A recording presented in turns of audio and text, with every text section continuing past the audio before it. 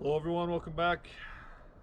As you have seen in our recent videos, we are currently in between garages and places to live.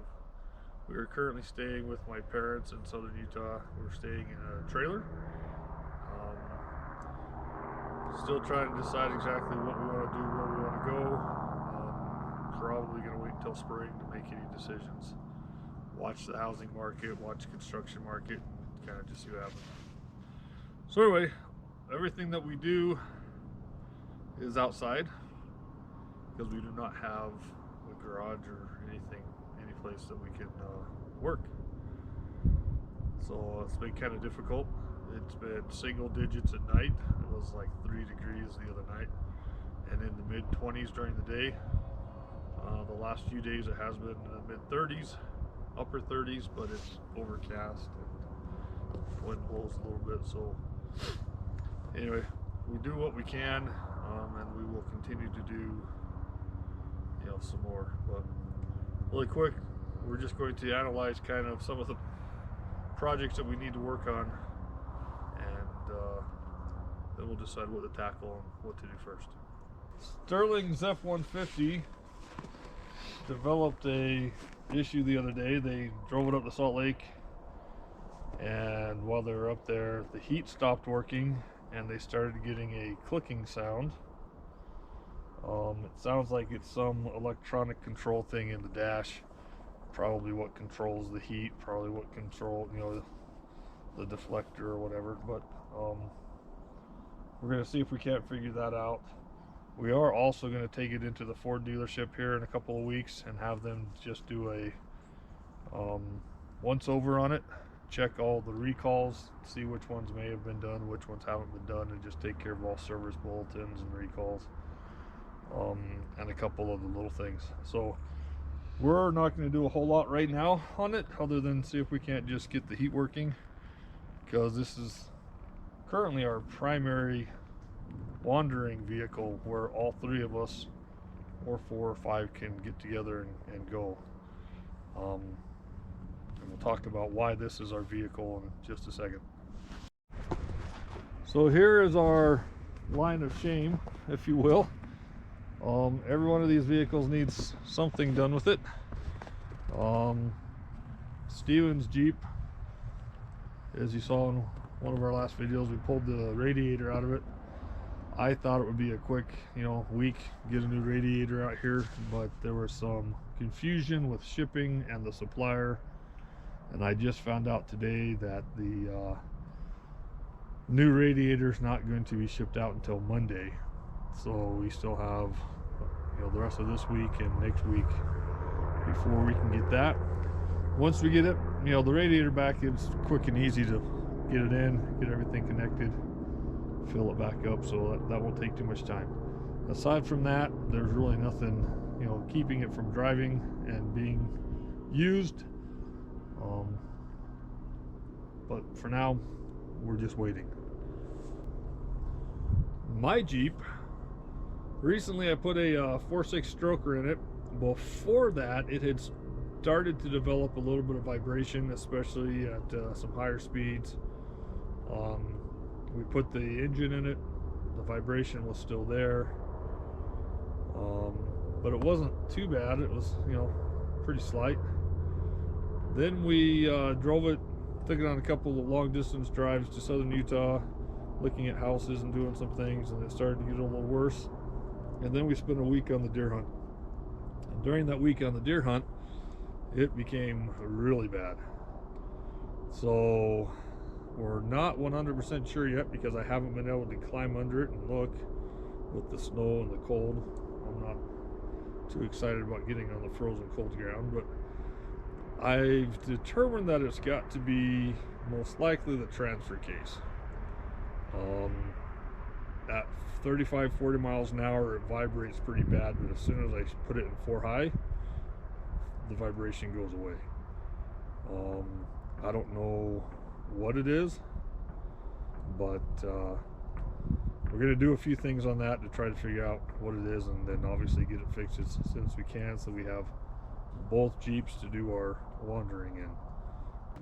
Another thing we're going to do for both Steven's Jeep and my Jeep is rear backup lights. Really, there's not a vehicle that's made that comes from the factory that has decent backup lights. They're really not intended to do anything other than, you know, show what's right behind your vehicle. And when you're out four-wheeling at night and whatnot, having lights behind you are almost as valuable as having lights in front of you. You see people today putting rock lights all over their vehicles so they can see the ground, they can see the rocks, they can see before, you know, in front of them, behind them. So for now, we are going to put backup lights. We have 2 or 3 different ones that we've looked at, and we're going to compare them, hook a couple of them up, and decide which ones we like the best, and give a little review of at least 3 different lights. Maybe that'll help some of you as you're deciding what lights to put on your vehicles as well. So we will be doing that here shortly as well. We have the Dodge Durango. This is probably one of my favorite vehicles to drive. I've had this thing for about 5 years, actually probably closer to 6 now, and I just really like it. It's got the 5.9 Magnum engine in it, and it's got 220,000 miles or something on it. It's just really nice. About 2 years ago, the transmission went out. Well, the shifting solenoid went out, and we replaced all of that, but it won't hold vacuum between first and second. So you have to over rev it slightly to get it to shift into second, and then once it shifts into second, you kind of have to coax it and baby it until it shifts into third. Once it shifts into third, it runs just fine, just great. But at the moment, it needs a transmission. We were going to take it in to get the transmission replaced, but I drove it to Salt Lake and back. Actually, I drove it down from Salt Lake, and then I drove it back to Salt Lake and down again, and the water pump decided to go out. So it was leaking water, antifreeze out the bottom of the water pump. So I have all the parts and pieces. We're going to replace the water pump, the thermostat, the hoses, and then once it's up and running, we'll take it and get the transmission replaced. That's something we can do even with the snow, because there's no real climbing on the ground other than to disconnect the lower radiator hose. But it's taken a couple weeks for us to get all the parts, but we now have them, so this will be also something that's on our priority list. We have Steven's Nissan. It's the D21 1986. Got the 2.4Z in it. It's a great running truck. It's got 300 and who knows how many thousand miles on it.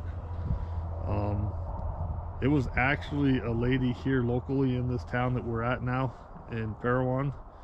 She sold it to my nephew, and then Steven bought it from him. Did a tune-up on it, did some adjustments on the timing and a few things, and it just runs great. Leaks a little bit of oil, which, you know, could be a oil pan, could be a valve cover, but, and then, you know, like all old engines with 300,000 miles, it burns some as well. But overall, it does really well, except it rides like a tank at the moment because all the shocks are shot, so it bounces and shimmies and shakes. So we finally got replacement shocks for it. That's going to be another thing we do here shortly, although again, it's cold on the ground, it's snowy on the ground, so we're just kind of waiting for at least a warm day where we can throw some plywood down and crawl underneath it and replace the shocks. Should be pretty easy. We do have the ability right now to take the Steven's Nissan and Sterling's truck, once we get the heat fixed, and do our wandering videos and go do other things, but we're just trying to get everything fixed. Any of you that know me knows that if it wasn't for bad luck with vehicles, I wouldn't have any luck with vehicles. I've always got a project, I've always got something that needs fixed or worked on. And when you have,